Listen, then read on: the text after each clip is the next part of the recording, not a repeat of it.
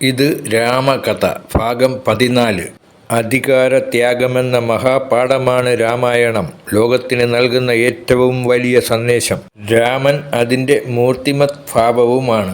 രാമന് അധികാരം നിഷേധിക്കപ്പെട്ട വാർത്തയറിഞ്ഞ ലക്ഷ്മണൻ കോപിഷ്ഠനാകുന്നു. പിതാവിനെ വധിച്ചിട്ടായാൽ കൂടി രാമന് അധികാരം നൽകാൻ തയ്യാറായ ലക്ഷ്മണനെ രാമൻ സ്നേഹവാത്സല്യങ്ങൾ കൊണ്ട് പിന്തിരിപ്പിക്കുന്നു. കേകയത്തിൽ നിന്ന് ഭരതൻ തിരിച്ചെത്തുമ്പോൾ തന്നെ അധികാരത്തിലേറ്റാൻ വ്യക്തിത്വം പോലും കളഞ്ഞുകുളിച്ച അമ്മയെ വധിക്കാൻ തയ്യാറാകുന്നു. രാജ്യഭാര ലക്ഷണം കണ്ടതിനാലാണ് ഭരതന് വസിഷ്ഠൻ ആ പേര് നൽകിയത് പോലും. പക്ഷേ ഭരതനും അധികാരം ത്യജിക്കുന്നു. ദശരഥൻ മാത്രം കയറാറുള്ള ശത്രുഘ്നൻ എന്ന ആനയുൾപ്പെടെ സർവ്വ അധികാര ചിഹ്നങ്ങളോടും കൂടിയാണ് ശ്രീരാമനെ കാണാൻ ഭരതൻ വനത്തിലേക്ക് പോകുന്നത്.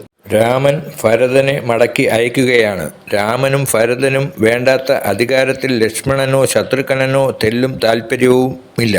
സർവ്വ ഐശ്വര്യങ്ങളുടെയും വിലാസരംഗമായിരുന്ന ലങ്കയുടെ അധിപനായ രാവണനെ വധിച്ചപ്പോഴും അധികാരത്തിലേറാൻ രാമൻ ഇഷ്ടപ്പെടുന്നില്ല. ലങ്കാധിപനായി വിഭീഷണനെ വാഴിച്ചിട്ടാണ് രാമൻ മടങ്ങുന്നത്. രാമൻ്റെ അധികാര ത്യാഗത്തിൻ്റെ പൊരുൾ പൂർണ്ണമായി ഉൾക്കൊണ്ടയാളാണ് മഹാത്മാഗാന്ധി.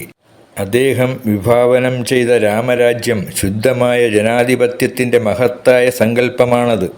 അധികാരത്തിൻ്റെ നിരർത്ഥകതയും അധികാരത്യാഗത്തിൻ്റെ മഹത്വവും വ്യക്തമാക്കാൻ രാമകഥയോളം പോന്ന ഒന്നും ഈ ലോകത്ത് ഇന്നുവരെ ഉണ്ടായിട്ടില്ല. ഈ ചാനൽ ഇഷ്ടമായാൽ ലൈക്കും സബ്സ്ക്രൈബും ചെയ്യുക. മറ്റുള്ളവർക്കായി ഷെയർ ചെയ്തു കൊടുക്കാൻ മറക്കരുത്. നന്ദി, നമസ്കാരം.